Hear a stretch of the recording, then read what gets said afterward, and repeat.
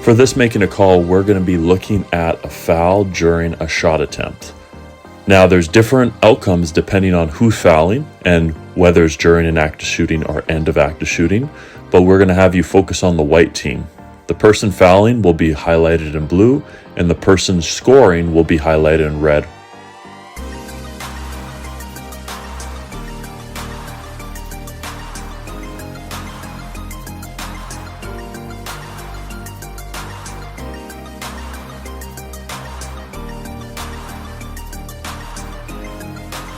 The player thinks it should count by signaling count the basket.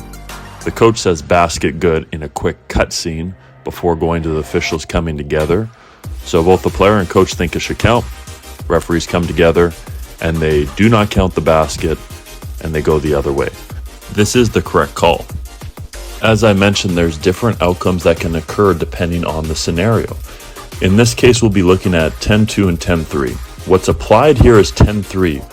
Where A1, in this case, is the white team's player number 10, is in the act of shooting when A2, which is the white team's player 33, fouls B2.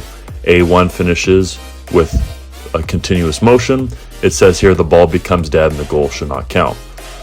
What would change the scenario to count the basket is if the ball was released prior to his teammate fouling on the rebound situation, which is where I'll give credit to the coach, because the coach is saying to the referee that the ball was released prior to the foul and the basket should count. So it shows that he knows the actual interpretation surrounding this rule.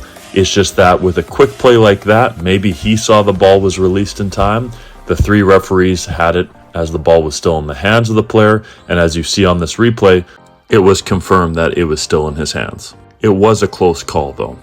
We will quickly touch upon the other scenario you could have. So those were two scenarios revolving around active shooting or shot finished with the teammate fouling.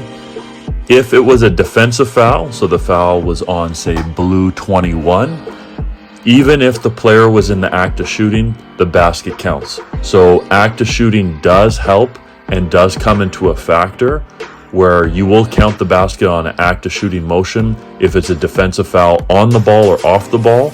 But when it's a teammate or a team control foul, the ball has to be released prior for the basket to count.